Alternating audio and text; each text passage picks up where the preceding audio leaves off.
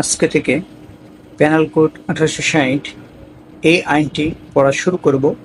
আপনারা চাইলে আমার সাথে শুনে শুনে আপনার মৌলিক, আপনি যে দেশে আছেন সেই দেশে আপনাকে নিয়ে কি আইন তৈরি করা হয়েছে, আপনার জন্য কোন বিষয়গুলো কি বলা হয়েছে সেটা আপনি আমার সাথে শুনতে পারেন। আমি পড়ব, যেহেতু পড়তেছি তো ভাবলাম এটা তৈরি করে দিই, মানে রাখি, যাতে করে সামনে কিছু মানুষ জানতে পারে। সুতরাং বাংলাদেশ না, সরি, দি পেনাল কোড 1860, পেনাল কোড যেটাকে আমরা দণ্ডবিধি বিধান বলি, সেই পেনাল কোড হচ্ছে 1860 সালের আইন এবং এই আইনটি 1860 সনের সিরিয়াল অনুযায়ী 45 নম্বর আইন। এই আইনে সেকশন 1-এ বলা হয়েছে এটি দণ্ডবিধি হিসেবে বিবেচিত হবে এবং সমগ্র বাংলাদেশে কার্যকর হবে। সেকশন 2-এ বলা হয়েছে বাংলাদেশের অভ্যন্তরে সংগঠিত অপরাধসমূহের দণ্ড।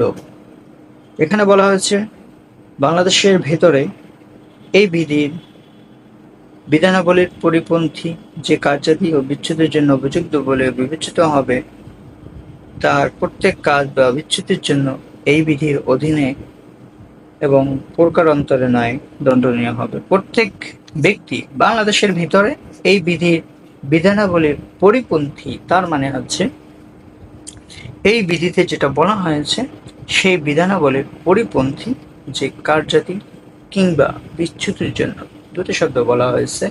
এই দুটোর মিনিং একটা ইংলিশে যেটাকে আমরা বলি act and commission, act or commission.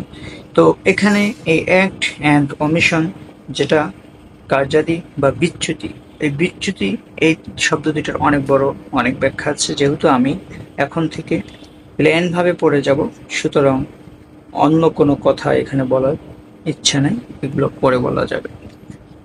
সুতরাং এই বিধানাবলীর পরিপন্থী যে কার্যাদি বা বিচ্যুতি আছে সেজন্য তার জন্য দায়ী থাকবে।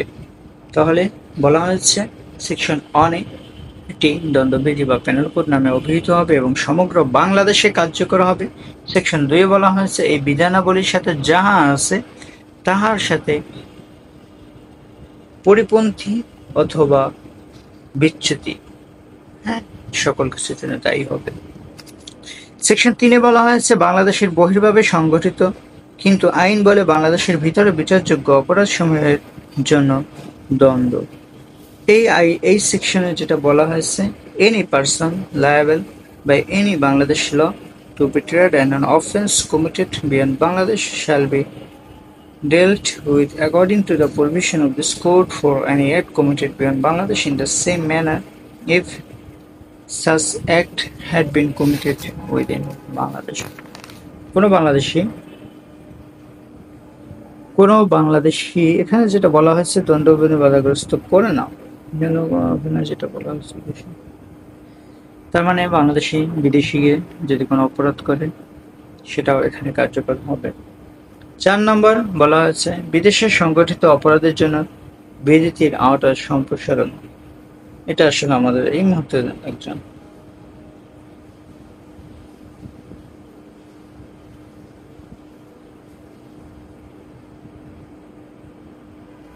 আচ্ছা, এখানে যেটা বলা হয়েছে, যেমন বাংলাদেশের একজন নাগরিক উগান্ডায় সে একটি খুনের অপরাধ সংগঠিত করে এবং বাংলাদেশের যে কোনো স্থানে তার সন্ধান পাওয়া গেলে খুনের দায়ে তার বিচার ও দণ্ডদান করা যাবে। তার মানে একজন বাংলাদেশি উগান্ডায় গিয়ে একটা খুন করে আসলো, ওখানকার মানুষ হোক বা বাংলাদেশি হোক, যাই হোক, তাকে যদি বাংলাদেশে পাওয়া যায় বাংলাদেশে তার বিচার করা যাবে।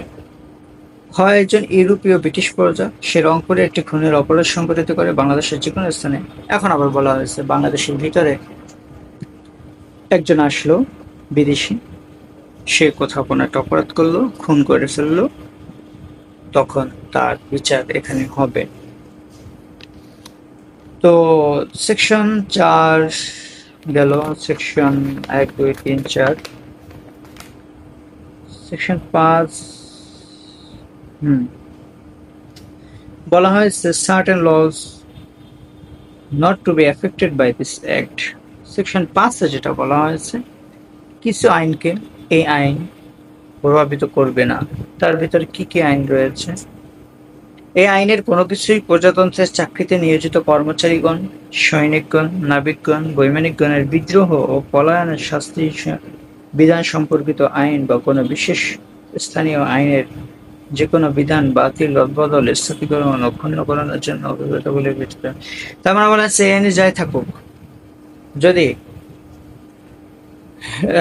বাংলাদেশের প্রজাতন্ত্রে চাকরিরত কর্মচারী, সৈনিক, নাবিক ও বৈমানিকদের বিদ্রোহ ও পলায়নের জন্য কোনো আইন থাকে বা স্থানীয় বিশেষ কোনো আইনের যে কোনো বিধান বাতিল, রদবদল, স্থগিতকরণ বা ক্ষুণ্ণকরণের জন্য অভিপ্রেত বলে বিবেচিত হবে না।